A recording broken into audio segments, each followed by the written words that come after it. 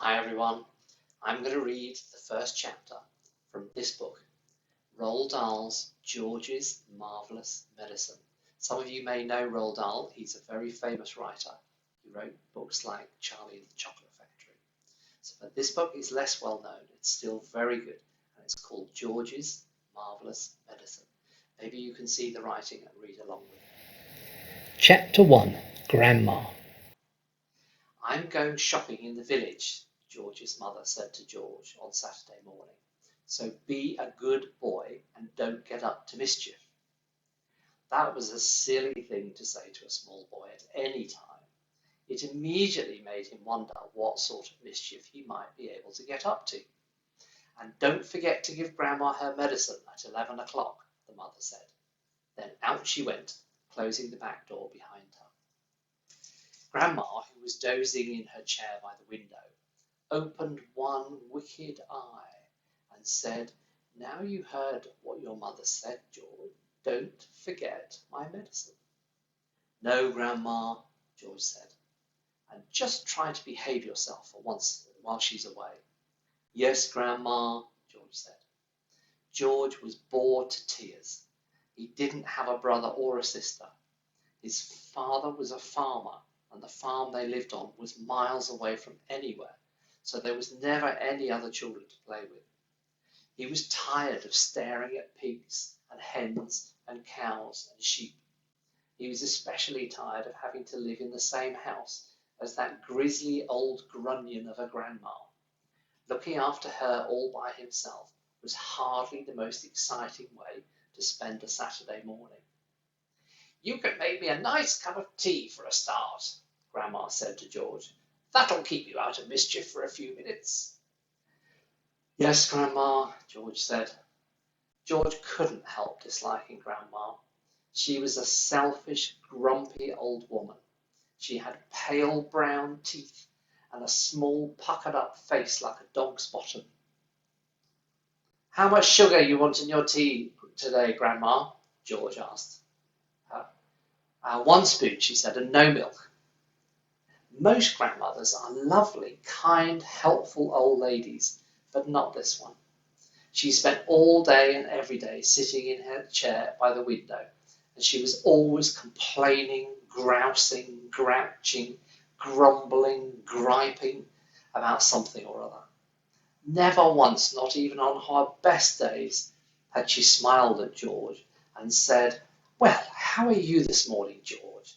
Or, "Well, how about you and I have a game of snakes and ladders?" Or, "How was school today?" She didn't seem to care about other people, only about herself.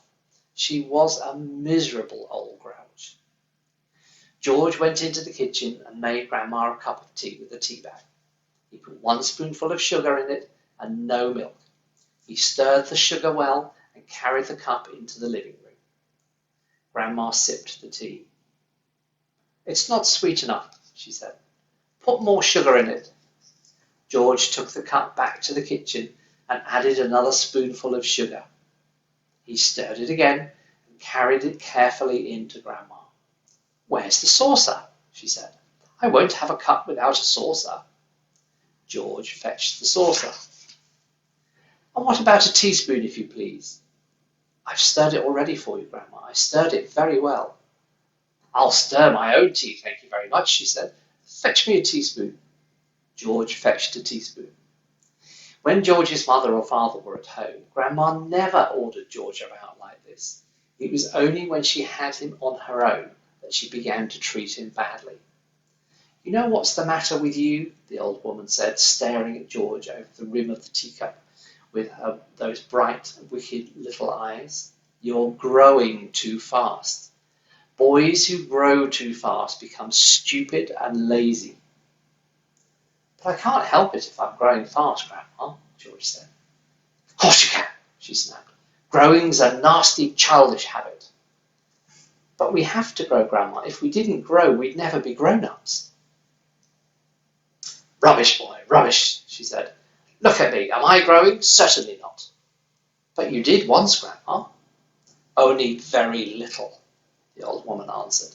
"If I gave up growing when I was extremely small, and along with all the other childish habits like laziness, disobedience, greed, sloppiness, untidiness, and stupidity. You haven't given up any of those, have you? I'm still only a little boy, Grandma. You're 8 years old, she snorted. That's old enough to know better. If you don't stop growing soon, it'll be too late. Too late for what, Grandma? It's ridiculous, she went on. You're nearly as tall as me already. George took a good look at Grandma. She certainly was a very tiny person. Her legs were so short she had to have a footstool to put her feet on, and her head only came halfway up the back of the armchair. Daddy says it's fine for a man to be tall, George said. Don't listen to your daddy, Grandma said. Listen to me. But how do I stop myself growing? George asked her. Eat less chocolate, Grandma said. Does chocolate make you grow? It makes you grow the wrong way, she snapped. Up instead of down. Grandma sipped some tea, but she never took her eyes from the little boy, who stood before her. Never grow up, she said. Always down. Yes, Grandma. And stop eating chocolate. Eat cabbage instead. Cabbage? I don't like cabbage, George said. It's not what you like or what you don't like, Grandma snapped. It's what's good for you that counts. From now on, you must eat cabbage 3 times a day. Mountains of cabbage. And if it's got caterpillars in it, so much the better. Ouch, George said. Caterpillars give you brains, the old woman said. Mummy washes them down the sink. Mummy's as stupid as you are, Grandma said. Cabbage doesn't taste of anything without a few boiled caterpillars in it. Slugs, too. Not slugs, George cried out. I couldn't eat slugs. Whenever I see a live slug on a piece of lettuce, Grandma said, I gobble it up quick before it crawls away. Delicious. She squeezed her lips together tight so that her mouth became a tiny wrinkled hole. Delicious, she said again. Worms and slugs and beetly bugs. You don't know what's good for you. You're joking, Grandma. I never joke. Beetles are perhaps the best of all. They go crunch. Grandma, that's beastly. The old hag grinned, showing those pale brown teeth. Sometimes, if you're lucky, she said, you get a beetle inside the stem of a stick of celery. That's what I like. Grandma, how could you? You find all sorts of nice things in sticks of raw celery, the old woman went on. Sometimes it's earwigs. I don't want to hear about it, cried George. A big, fat earwig is very tasty, Grandma said, licking her lips. But you've got to be very quick, my dear. When you put one of those in your mouth, it has a pair of sharp nippers on its back end, and if it grabs your tongue with those, it'll never let go. So you've got to bite the earwig first, chop, chop, before it bites you.